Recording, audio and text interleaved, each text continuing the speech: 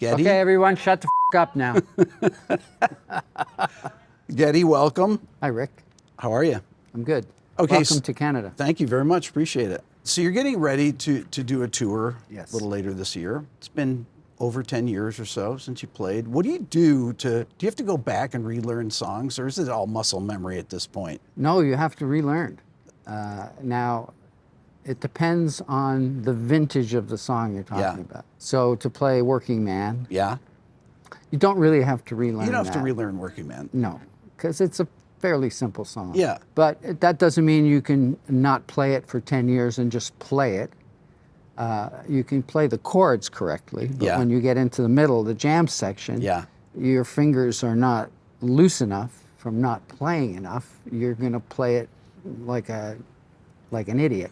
So you have to make sure your fingers are back in shape, and that's the name of the game, really.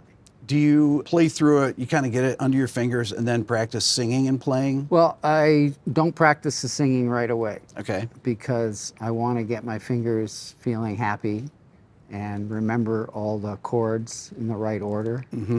That's important. That's important? That's important.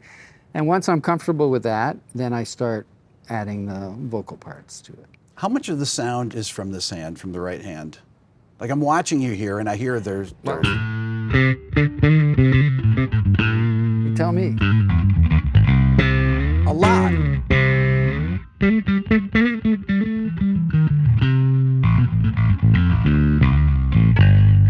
A lot of the sound is from that. I think most musicians that have experience and have built a sound for themselves and have created a voice for themselves as players, it comes from here, because I sort of confirmed that theory on the last tour in 2015, because I played 27 different basses on that particular tour, and I think it sounded like me every song. Right. So you can adjust things, obviously. That's what EQ is for, and compression and all those doodads, but I think, Much better. that's a better sound. Yeah. So I think, essentially a musician's tone comes from their digits and this part.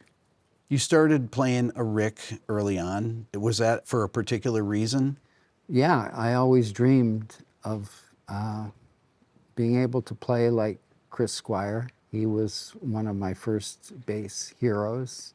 Before that, Jack Bruce and John Entwistle, of course. But there was something about Chris Squire's playing, his facility, his tone, Yeah. that just moved me and made me want that tone. I want that. Okay, so how did you get that tone? How did you... Well, I never got his tone, only he sounds like Chris Squire, but I did my approximation of it, and when you add your version of your hero's sound and your experience and your particular idiosyncratic style of play and your heart, hopefully you end up with your own sound. And I think that's how a musician becomes, themselves. When you guys were starting out, you had probably a pretty simple rig. You had your Rick, bass, and then what amplifier were you playing through back then? Well, when I started out, I was playing a Fender Precision bass. Okay. Because that was the first good bass I was able to afford to buy. And through all the bar years, I was playing a P bass. And so I had first a local amp maker named Trainer. Do you know Oh, yeah, of Trainer course. amps? Yeah. Okay. When I could afford a Trainer amp, Mm-hmm. it was quite early on, actually. I was probably 15 or 16, maybe. I was working in my mother's discount variety store on the weekends, and she advanced me a few Saturdays worth of money. And I went down to a local shop in Toronto on a cold winter night with my best pal at the time, Alex Lifeson. Mm-hmm. And I bought this Trainer that had a twin 15 cabinet, a head and a cabinet. And after I bought it, we kind of looked at each other. It was like, how the fuck are we going to get this home? We never even thought of that. And we had to take the bus, like the subway and the bus, and we had to schlep this cabinet. Oh my God. And so we got off at the bus stop. It was quite a scene. We got off at the bus stop and it was really icy. And thank goodness it was icy because we pushed the amp and the head and everything. How much were you guys laughing? We were not laughing. We were freezing. We were just freezing. And we were pushing this bargain amp, 3 blocks to my house. Oh and, my God. Yeah, I remember it very clearly. And we set it up in my bedroom. And I remember the fantastic aroma when you turn on an amp for the first time and the tubes are heating up and it's that new amp smell. It's just awesome. I couldn't sleep all night. I was so excited just looking at the light on the amp. Okay, so where is that P bass? Did that P bass get traded towards something? No, well, I kind of destroyed the P bass, but it's still with us because I used it for many, many years. And on the first tour, you see a lot of pictures of me. I still using it on our very first tour in '74, first American tour, I mean. But before that tour, we got our first record deal and we got our first ever advance. Okay. So we were flush. So the first thing we did was go back to that same music store downtown Toronto, and there was a black Rickenbacker 4001 that I had been drooling over for years. And I said, I'll take that one, please. Nice. And I was super exciting. So I used that. It was a 73, 74 Rick that I used on that first tour, but I still had the P bass. And many years later, I got it in my head. There was a local bass player in Toronto that had cut down his P bass into sort of a teardrop shape. And I thought that was really cool. And my P bass was really beat up. So my tech at the time, Skip, and I devised this plan that we would do the same thing. We would cut it into teardrop shape and paint it and really have some fun with it. And I thought, while we're at it, let's add a jazz pickup because I wouldn't mind a little more top end. That was so dumb. So we gave it to this guy in the Detroit area, and he did the whole thing and cut it in the shape of a literal teardrop. And he even put inlays that were teardrop shaped, little pearl inlays, and then painted it like a kind of 60s dune buggy, blue and white, and it looked like something that landed from outer space. It didn't really look the way I expected it. So we dubbed it the Space Bass, and I still have the Space Bass. I've even threatened Scully to bring it out on this tour, and he changes the subject as soon as I do, but. I know you're not going to tell me what your set list is going to be, but when you're thinking of like, okay, what songs should we play? Mm-hmm. You have the have-tos, right? There's a certain group of songs that are kind of you're going to play Tom Sawyer. I mean, will give you that. Right. I mean, that one so you're not giving anything away by saying that. Then there's like, okay, well, what extra songs are we going to do? So you might have a list of 18 songs, 20 songs, something like that. 40? 40. Our original list was like 45 songs. And then you start working through them and see which ones you can still do justice to, and which ones are too much of a pain to relearn, and which ones you really love. And the problem is, Alex and I started falling in love with all our songs again, and that was a problem. So we have a large number of songs that we are learning, have learned, now we're refining. What's the hardest song to play? Well, for consistency, you could say YYZ. Yeah. But I've played it for so many years that it's locked in. It doesn't go away, but how smooth it is depends on how much time you put into it. Right. So it's not a question of remembering it. I never forgot that song, but it's hard. I know that for Neil, Tom Sawyer was always the hardest song for him to play but that's not a particularly hard song for a bass player. There's complexity in performance due to the fact that very rarely am I just the bass player. Correct. So a song like The Anarchist, for example, playing the chorus of that song and singing it is one of the most difficult things I do, because they're in two different worlds. Right. And somehow you have to make that work. So I don't think I ever spent longer on, because the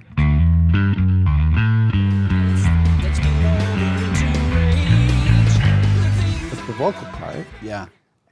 in sync with that, was fucking hard. Yeah. And so all you have to do, this is no secret, play it a lot. Yeah. A lot. Do you play it slow and get it and kind of try and coordinate or figure out where the vocal? No, I just play this until I don't have to think about it. Got it. Then I can have a conversation. Okay. Historically, when you guys would write songs, would Neil say, here's the lyrics, and then you start coming up with a melody? Do you jam and come up with music first, and then he's like, I have some lyrics, and then you come up with the melody over that, and then you figure out how to sing and play it? All of that is true. Yeah. Because sometimes you get a lyric and I read it and I'm really moved by it, and Al's moved by it. And so we just work hard to bring that lyric to life and find the mood that works. And then once we have a connection, we see if Neil agrees with that. Because what Neil used to do, he used to say, whenever I write a lyric, I have a kind of song in my head. But of course, when I get the lyrics, I have a different song in my head. Right. And so he long accepted that the song in his head has to go away because it's a collaboration with two other writers. So, so yeah, sometimes the magic happens like that, where he writes a song. I think a song like Bravado was like that. Closer to the Heart was kind of like that. So there are certain songs that are born out of lyric. And then you have the more laborious method of writing, which is Alex and I jamming and putting all kinds of crazy instrumental bits together and waiting and keeping lyrics. Like I would spread out any lyrics that Neil had written, sent to me. This is in the later years. Yeah. In the early years, of course, you're all in the same room and you're hashing it out like that. And sometimes it was in the really early days, we'd be in a hotel room with acoustic guitars, and it'd be two acoustic guitars and Neil, and we'd be talking about a song, and Alex and I'd be playing riffs, and we'd put the songs together that way. Wow. Then, because we were opening act. We didn't have a studio to go to, and we had to write wherever we had a half an hour, an hour or 2 hours, or we smoked a few joints and got too high and then wrote some songs. But that morphed over the years because once we got sophisticated and there were recording capabilities in our writing rooms, wherever we happened to write, Alex and I could write and jam and write and jam and write and jam and put bits together, and Neil at that point would have sent 3 or 4 or 5 pieces of lyric. And then it's kind of like a jigsaw, you're trying to, you play this piece that you really love, and then I would glance over through the different songs and I would zone in on some lyric and I'd go, let me try that, and I would try a melody with it and it would work. And so then that would come in and be the seed that the song grows from, and then there's a lot of back and forth between Alex, myself, and Neil until that had become the song we wanted it to be. When you say that Neil would send you lyrics, that to me that implies that he wouldn't necessarily be right there with you. Or would he have a notebook with him sometimes? And if you guys were jamming in a hotel room with acoustic guitars, would he say, "Oh, I have a lyric idea for that. What do you think about this?" Yeah. So, we had 45-year career. Yeah. So there were different ways we worked. Yeah. So what I was describing was in the last, I don't know, period of our album making. He would not necessarily be, he had a family in LA, and he'd be in LA. And everybody probably had their own studios or their own home rigs and stuff like that. Exactly. Right? We all had our own thing, and Al and I would get together at my home studio. This is in the, shall we say, the latest, the last period of Rush with Neil. We would work on our own, and we would put the songs together on our own musically. And he would email us lyrics, and that would either get us going, or we would send him some instrumental tracks and say, "Hey, what do you think of this?" Yeah. And he would write something that he thought suited, and we'd go back and forth like that. But of course, in the earlier years, well, I described already writing in cars and writing in hotel rooms on acoustic guitars. And that then became, well, let's just go to the studio a couple weeks early, like when we were writing Hemispheres, for example. Yeah. We didn't have anything written, and we had studio time booked. So we rented this house in Wales that was near to Rockfield Studios, and we moved in and lived there, I think, for 3 weeks or so, and we wrote the whole Hemispheres album there. And then we moved into the studio and then started to record it. And so that was a really difficult way to work. I don't recommend that. Okay. You do get spontaneity. Yeah. But you also you don't, when you're sitting around like this and playing and going, singing, writing different parts, it all going to work, right? Because you're singing quietly. But when we got everything down on tape, and then I had to go and sing like parts of Hemisphere, it was just in a key that was ridiculous. Right. And it was the most difficult recording I'd ever experienced. And I had to sing way, way at the top of my range for an extended period of time, and I would get really pissed off because it was difficult. Writing techniques changed as technology changed, as our financial circumstances changed, as our living requirements changed. So we went from writing everything together. Like I remember when we wrote YYZ, for example. In those days, we would book a house in Ontario somewhere, and there would be one part of the house that was like a barn or a garage or something, and we would just jam. So for a song like YYZ, for example, Alex had to go to town, wasn't there that day, and Neil and I were bored, so we just started jamming, and we ended up with the...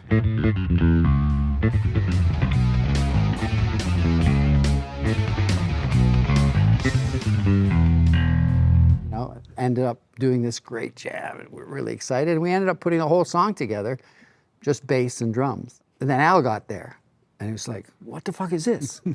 So this is songwriting. You, come on. And he got right into it. And of course, it's one thing for a bass player to play that riff. Right. It's another thing for a guitar player, because he doesn't have. That's a tricky riff to play. That's a tricky riff on guitar. Yeah. Right? So that took him a bit. And then he ended up adding these solos, and so he put his personality stamp on that, of course, eventually. But so that period around Moving Pictures and Permanent Waves, that's how we worked. We worked in a room like this, not unlike this, 3 of us together. But after that, we sort of started to branch off into different rooms, and Vapor Trails, which was a very difficult record to make and write for some very obvious reasons. It was very emotionally taxing, and we had just come back after a number of difficult years for Neil. Yep. And so we booked a studio, and we didn't know how long it would take to write the songs. And Alex and I worked in the control room. We left the studio room for Neil with the drum kit set up, and he had to get reacquainted with playing that much. Yeah.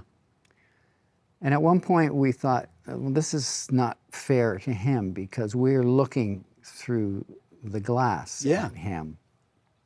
And so I think at one point we started covering the glass up so he would feel like he could bash in private, but it wasn't necessary really. And he had another room that he would work in where he would just write lyrics. And then he would hand the lyrics to us and sit around the control room, and Al and I would, try to put all this music together. So it was a very difficult project for all those reasons, emotionally very taxing. And we ended up being there for a year. Wow. To put that record together. So it took a lot of patience and consideration. And we had to remember how to be a band again, like I had just done a solo album, Alex was doing other things. And so we had to get back on track, sort of. I wrote this down too, Geddy, because the only thing I wrote down for this is that the hard rock era, Right. 74 to 76, where there's like 10 albums. I mean, it's amazing how many records you guys did in a short period of time. Yeah, well, our first deal, was 2 records a year. Yeah. I mean, people can't even imagine that nowadays, right? It's like not only, it's 2 records a year, it's like you have to write and record the records and tour. Yeah, and Fly By Night was recorded and mixed in 10 days. And then on the 11th day, we had a gig. So we had to fly to Winnipeg in the middle of a freezing storm and play a gig where we were opening for, I think, the Winnipeg Symphony Orchestra, or some crazy gig. Anyway, I think we were pretty terrible because to go from Studio it's mode. like to go from studio mode and then you're playing live again. It's like, whoa, what happened here? But you didn't have the luxury of big budgets, didn't have the luxury of months in the studio. That was before the indulgent years, right? Right. Where you could take a year to make a record. So 10 days was sufficient. And I think Caress of Steel took 3 weeks, 2112 took 4 weeks, and sort of expanded from there, yeah. So I call that the rock era, right? Or maybe the British rock era or something like that. The only song I can think of that was in an Odd Times signature is Anthem, I think was the only one. So, and Well, then there's some magic in Beato. Beato, right? There's the There's some fucked upness. That's I should right. say. That's a better way. Beato. So those 2 songs, there's the glimmers of the progressiveness coming, but really not till 77 with the Farewell to Kings. And to me, this is kind of the prog records, right? Yeah. And then I have the synth new wave records. But I want to talk about these different things. But you cap these periods off with live records. Yeah. Did you ever think about that or not? Yeah. We kind of like the idea of, like, every 4 records or so doing a live album for 2 reasons. One, to update how we sounded live. Yeah. How we were playing. We felt that's important to make note of what does that, because you're on stage, you're involved in the notes, you're not listening. And so to do a record and then to listen back, it's really instructive, it's really educational to do a live album every so often, so you can actually hear what people are hearing, and you can see what you don't like about your playing or what you could improve about your playing. And with a band like us, it was never about being happy with a live album. It was purposeful. We needed to know where we're at and how we can move forward from there. So that was intentional, and it was nice to, as you say, cap a period. But we didn't look at it like now we have to change everything. Well, you don't know what's coming up, really. because exactly. you're going to start writing new songs. But on A Farewell to Kings, I heard Xanadu on the radio on WCMF in Rochester. You have the long intro and everything, and I'm like, what is this? This sounds like Rush. But it's like, well, I don't recognize those kind of guitar chords. Right. When you were started to write that record, did you guys even think about, let's try something different? Let's go over longer forms. And I mean, you already done long forms with 2112 on 2112, but we had to keep moving forward. We had to keep getting better. We had to try different things. We were not happy. We didn't like to repeat ourselves. That was established pretty early. And so when you look at your playing and your writing with that, through that lens, of course it's going to change. And we don't know how drastically it's going to change because we don't know, we never knew where we were going, but we knew we had to go there. Other things happened, like new technology came along. And so when we started bringing synths, in '76 we started bringing bass pedals in. And then, of course, we moved into the Mini Moog. It was a big move. Now we had another instrument that could add some melody. And then it spiraled from there. And so those new instruments and the new technology coincided with these new periods. You know, a lot has been written about the keyboard period and whether Alex was happy with it or not, but we were always in the room together. absolutely. We were all for one and one for all. Yeah. So we embraced, and Alex embraced, the changes because it was in our nature to do so. And you had to have a pretty good reason not to go to someplace new. And any idea that Alex wanted to bring, Neil wanted to bring, or I brought, we had to try it. And if it sucked, of course, you never finished it. And people would say, how come you don't have any great Rush songs in the can? It's because if it wasn't going to be a great Rush song in our view at the moment, we threw it away. Right. So we never, you know, record companies wanted us to do like, record 15 songs and pick the 10 best. It's like, no, I'm not doing that. We'll edit as we go. Yeah, you guys never really had an A&R person or anything like that, did you? No. Well, You guys... we had people that thought they were A&R. Right. Early on, we did, but when we did Caress of Steel, they didn't know what the fuck that record was all about, and they were disappointed. You know, that was not well received by the record label. And our gigs started to reflect the fact that it was a strange, it is a strange record. And our trajectory sort of was like this. Well, Fly By Night was different from the first album, and already the trajectory wasn't straight. Right. So it had veered a little like this. And then Caress of Steel, it was going that way. And so no, there was no A&R person in the room with us. We never let anyone in the room with us. And when Terry was really our sounding board, Terry Brown, right from the first album, which he saved, and then he was our mentor through Fly By Night and Caress of Steel and 2112. And so we felt that 2112 was going to be a make or break record for us. I don't think we knew what that really meant. Unemployment was a possibility.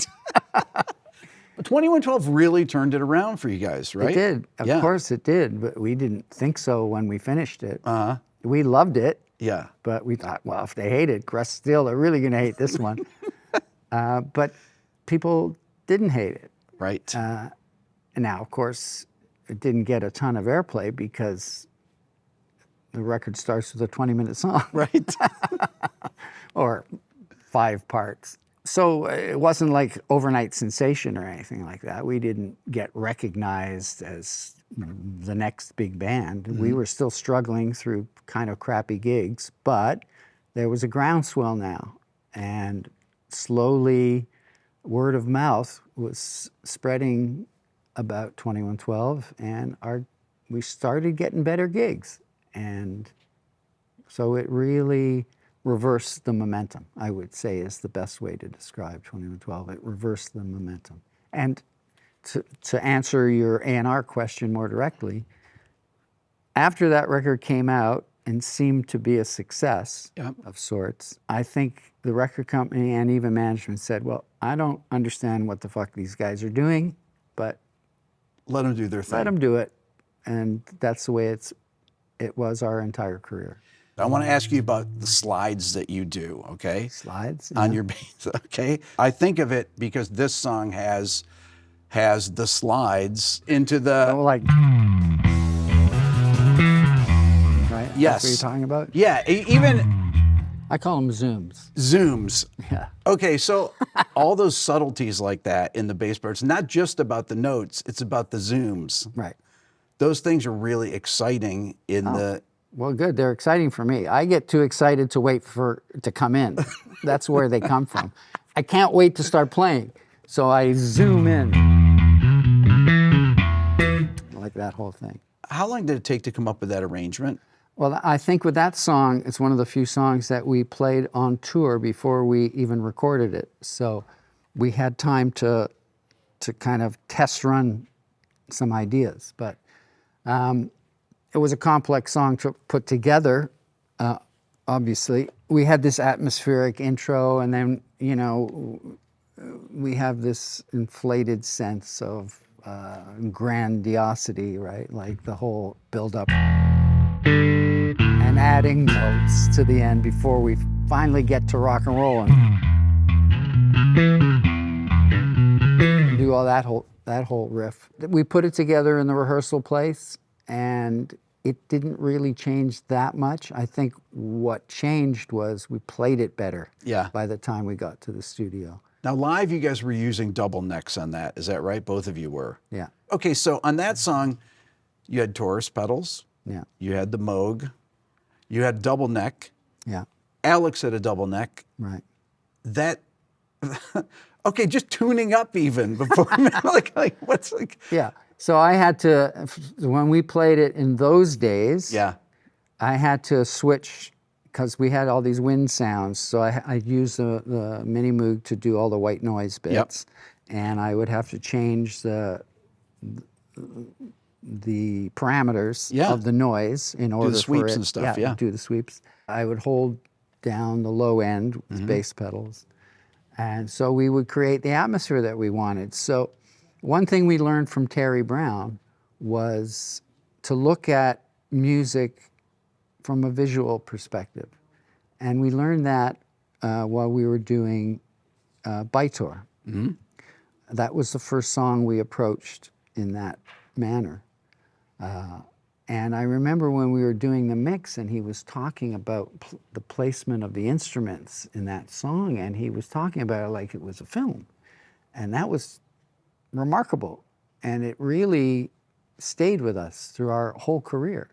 And so when we got to Xanadu, it was very much built like that. Like we approached it from a cinematic perspective, and that's how we were able to go through these different scenes. And we were big into scene changes, and we loved dramatic scene changes. And there's nothing better than a zoom to introduce a scene change. But playing it in those days, there was a lot of manual fidgeting that had to do, and Neil had to expand his kit. Because Neil was doing he had the bells, he had the glockenspiel, he was playing so many different things on that song. So that song, you guys are all over the place. Yeah. Was that really kind of the beginning of the more complexity with the live thing, especially with you with the keyboards and the Taurus pedals and everything? Yeah. That's when we decided we wanted to be the world's smallest symphony orchestra. Right. And that was real. We used those words. We just wanted to embrace symphonic rock, but we wanted the emphasis on the rock because we weren't happy just to be proggy, just to be running up and down stairs. You know, we needed to feel that when we wrote something complex, it had either a visual cinematic purpose or it still rocked. And so I think that served us well over the years, that it never really alienated are hardcore rock fans. Like with every shift in style, we lost fans, but we gained other fans. Right. So it was always a bit of a trade-off. And the fans to me that were guided by curiosity. You know, you have all kinds of different fans, right? You have fans that just love a song and they want you to play that song forever. And then you change and they go, I don't like that band anymore because I like the band who made this song. And then you have other fans that have invested something else. There's a different kind of investment. They thought that the three of us were interesting, and they're curious to see where you're going to go. Where we're going to go. Yeah. When I loved a band when I was young and I listened to Genesis, Yes, or Led Zeppelin even, or Vandergraaf Generator, the Strawbs, all these various bands, I never discounted a new record if it was weird to me. I just felt, okay, now I have to be patient and try to understand what they're saying to me now. And so, of course, those are the greatest fans you could hope for in any band, because they will forgive you if you veered off the road, you know, and then found your way back. But if you keep exploiting their trust and failing, you're not going to last very long. They're investing in you. They're investing their time and their love in your band. So you have, if you're doing it in the name of getting better, you better fucking get better. Right. And so we took that very seriously. Why do you think a song like Tom Sawyer connected with so many people? I can't answer that. I don't know. I'm the last guy to know, because when we finished that song in the studio, we were so frustrated. It was a very difficult song to make, difficult song to mix. Every step of the recording was beset with problems. Mm-hmm. And at the end, I was so sick of that fucking song, I didn't want to put it on the record. So can you imagine how dumb that was? Like, let's not put our most popular song on the record. So I can't explain it. The form of the song, I've heard you talk about that. Like, it's not even a normal form of a song. No. Yet, although right from the beginning, that filter sweep there grabs you. It gets right to the song. You know, as soon as I heard The Spirit of Radio on the radio, right, I was like, ooh, what a lick that is. What was that? Like, everybody had to learn that. Yeah. The records kept getting bigger sounding. Yeah, that was really the apogee, the finest moment of our collaboration together was Moving Pictures. Yeah. Because our songwriting and his production melded perfectly. Yes. Yeah. Again, that was the album we weren't supposed to make. We were supposed to do a live album. And I remember sitting in the dressing room in New York City, and we got a visit from Cliff Bernstein, who worked for our record company then. And he just sat us down. He said, I hear you're doing a live album, and I'm here to ask you not to do a live album. Your previous record had so much new energy. I think you should keep writing. He said, there's just something about that record that works. And I think you're just onto something. So you can do a live album next time, you know. And so we looked at each other, and we'd already had plans to record and mix and do all this stuff. And we looked at each other and went, hey, that's fun. Let's do that. So we were out of character and just said, yeah, okay.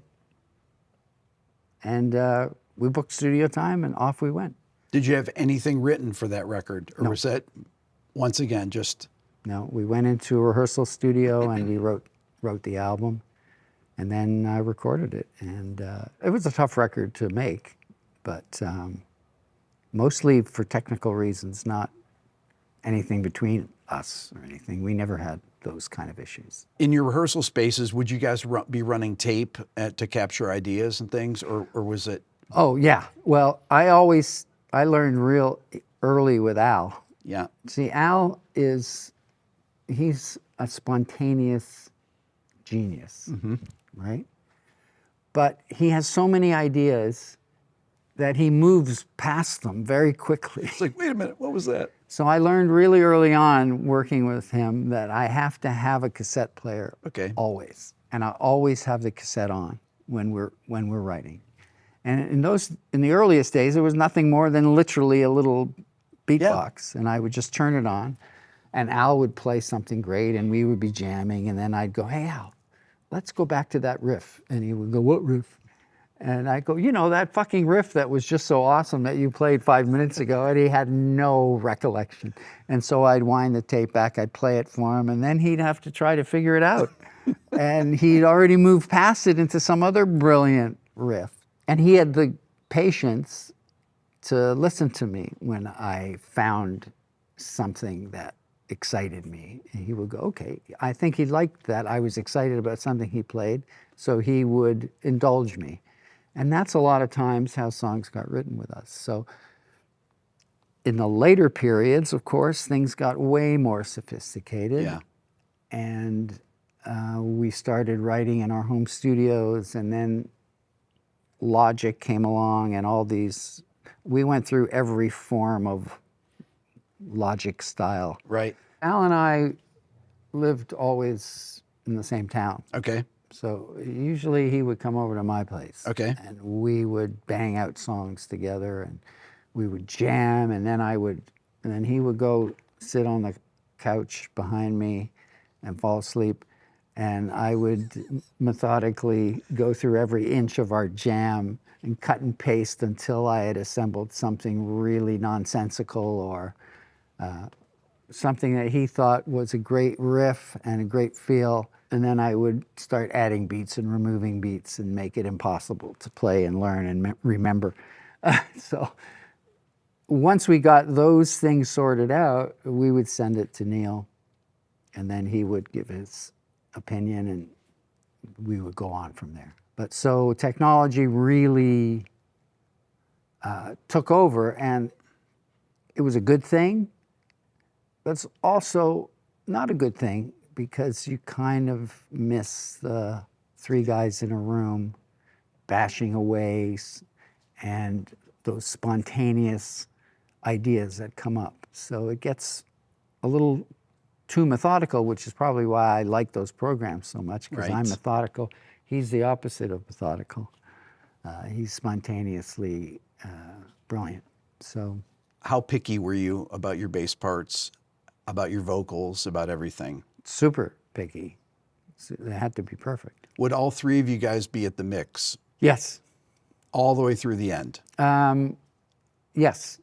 But in the end, Neil had a family, he had a second chance at a family. So he had more strict hours because he didn't want to miss anything, which was fine. But no, we were pretty much always at the mix. We had to be. And we had some long mixing sessions, sometimes in England.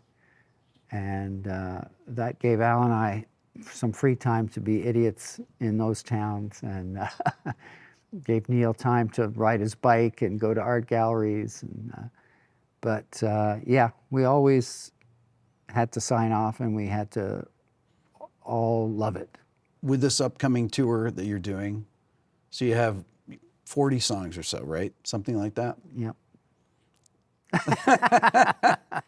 Now, we will play, over the course of 4 shows, we will play 38 songs. Are there songs from every record? I haven't checked. Okay. I have not checked. I don't think every record is represented. And some are overrepresented for kind of obvious reasons. For the reasons we talked about at first, that certain songs have to be there. Yeah. People come expecting to hear and what's interesting, and one of the reasons I really wanted to go out on tour, is so many fan letters and messages I get from fans that became young musicians after After you our guys last gig. Yeah. And they really would love to hear some of those songs. Right. And so that's an opportunity for them. And of course, they're not fortunate enough to hear Neil play those songs, but we'll do our best to make them happy. While I was interviewing Geddy, we had an unexpected visitor show up because I was going to be interviewing him right after, and he decided to sit in. And they hurt your writing. Not as much as him sitting on my lap hurts. He's used to it. We used to play tennis a lot together. Yeah. I still play a lot of tennis. Yeah. He doesn't play a lot. I don't play as much tennis anymore. I miss the arguing. See, golf ruined his tennis game. It ruined my life, really. Cost me so much in so many ways. But, I took up golf to get out of the hotel room when we were touring, because it's really essential to get out of there whenever you can. Yes. And golf is great because it takes about 6 hours. By the time you go to the course, you hit some Yeah. balls, Yeah. maybe have a bite to eat or a beer afterwards or whatever. So it gets you out and in some fresh air, and you meet lots of people. I kept a list of all the people that I've played with over the decades that I've played. So it's nice to make those reconnections, when we were still touring. So I'll see if they're still around going out now. Do you find that playing golf, for example, is similar to playing guitar? He is very much into body mechanics. Like I watched him learn golf, and he, I think, likes to get into all those details of the swing. I think that's what appeals to you.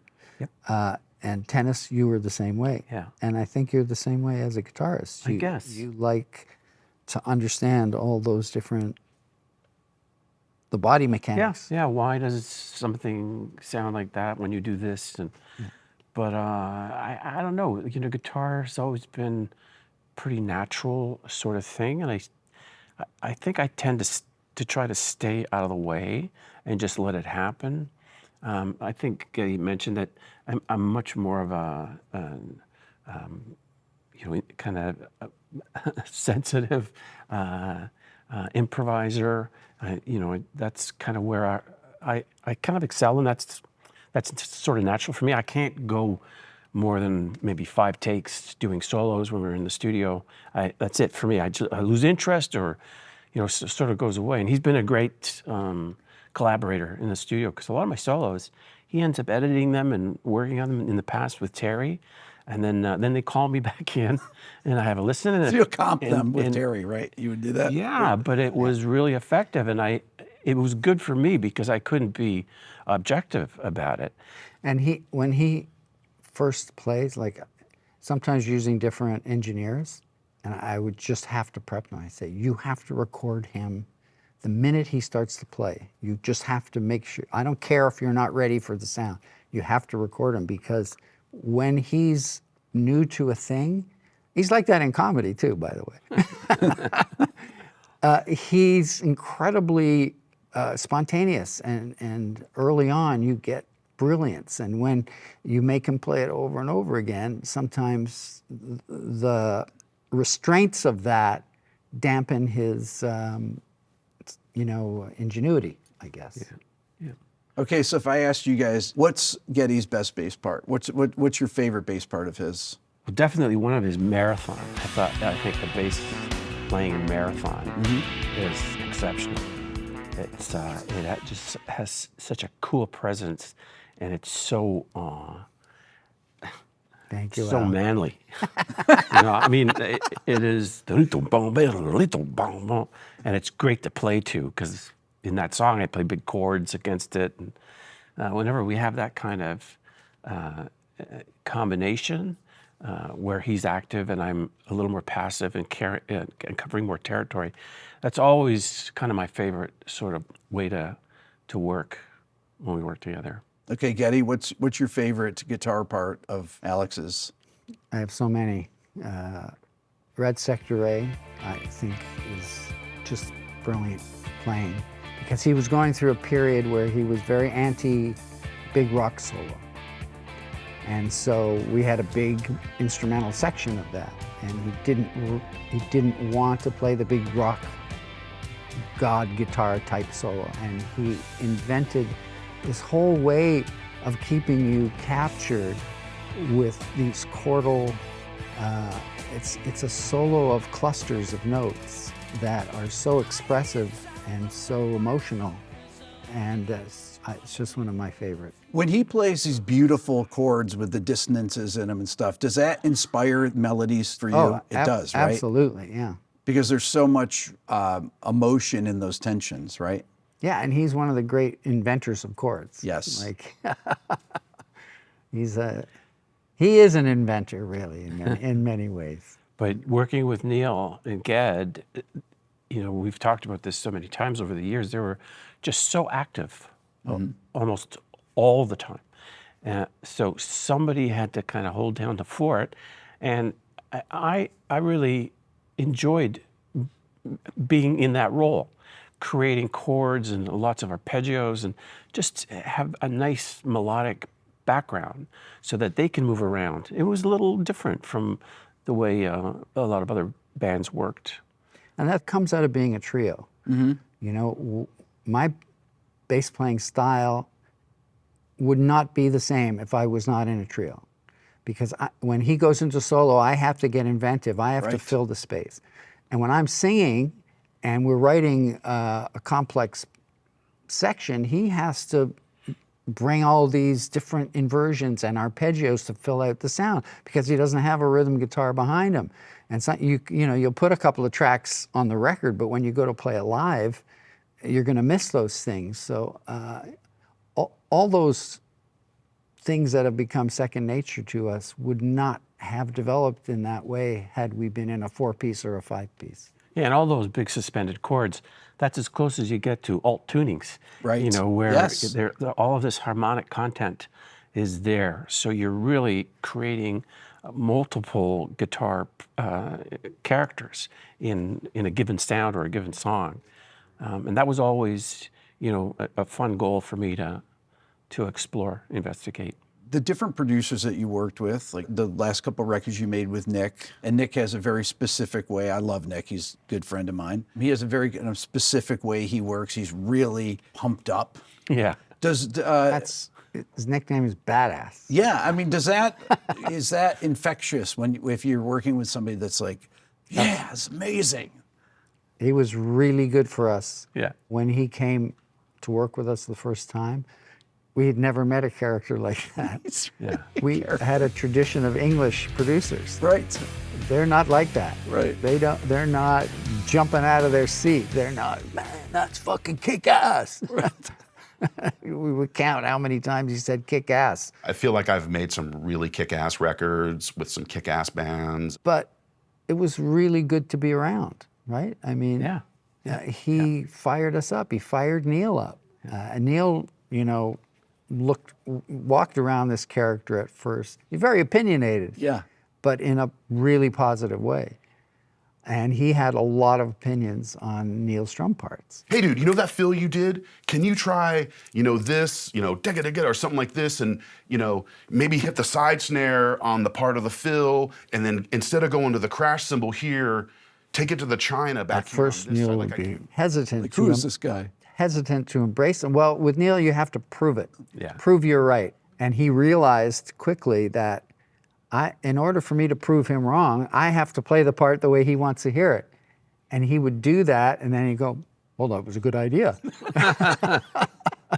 And by the end, the last record we made together, he wanted Nicky in the room, conducting him and firing him up to keep him all jazzed. And then one day he comes in with a conductor stick and gave it to me. He's like, since you're my conductor, you must have the proper stick. The last record we made, he liked to leave some parts of those songs to be spontaneous. Right, to kind of improv. And Yeah, and that was not the Neil of the past. This was a new Neil. And so he liked to be pushed by a crazy guy with the headphones on conducting him. And it was a great result. Yeah. you guys are getting ready to rehearse. You've rehearsed with Annika some, right? For a year. For a year.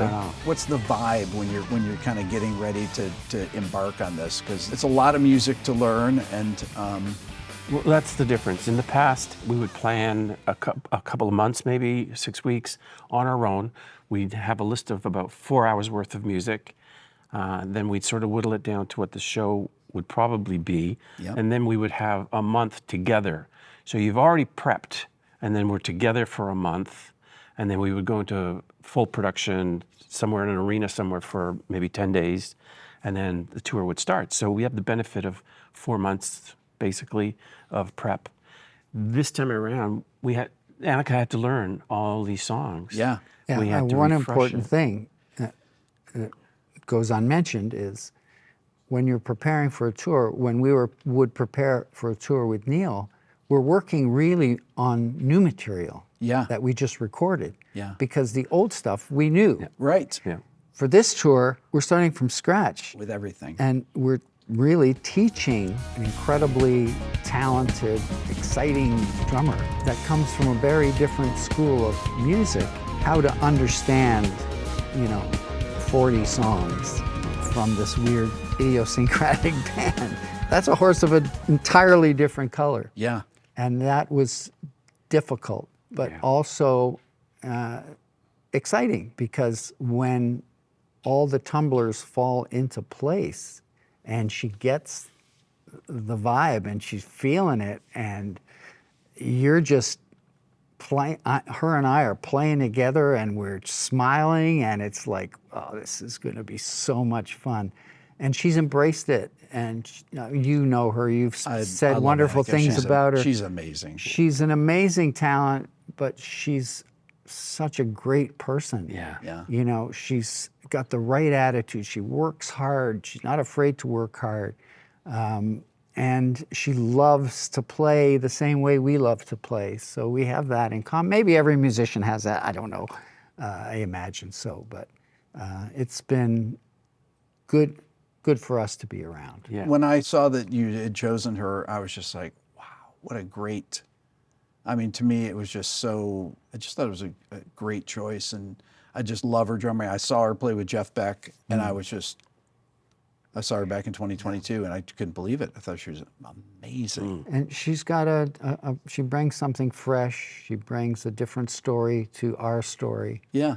And I think that's really nice. And I think our fans have responded to the fact that, we didn't get someone from another famous band and all that. Well, I should have got this guy or that guy. This is a whole different feeling. Yes. It's non-competitive. And we're very lucky because she's the only drummer we thought of. That's so Yeah. cool. We tried out one drummer. And after this time together, we've really bonded. It's not just about playing the songs and learning the music and playing it. It's about really falling in love with each other. And there's such a strong feeling, a joyful feeling of working together, playing together. And it just gets better and better and better as we progress with the songs. Now that we're at the stage where we're just playing everything and starting to get our pacing, it's just so much fun. We just can't wait every day to get back in here and do it. We added one extra song recently, and Oh yeah.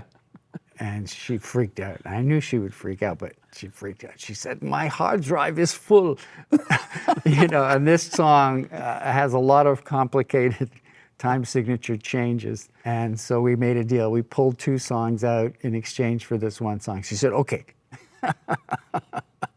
So, but she's up for it, and that's a very difficult seat to sit in.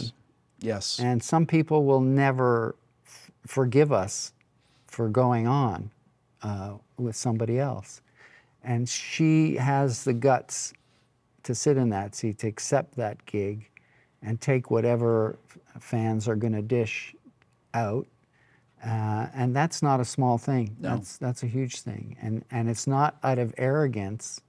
It's out of confidence and respect for Neil. Like when you hear her talk about Neil, she really understands and appreciates his greatness. And none of this that happens is diminishing his greatness by one iota. Awesome. I can't wait. Yeah, me too.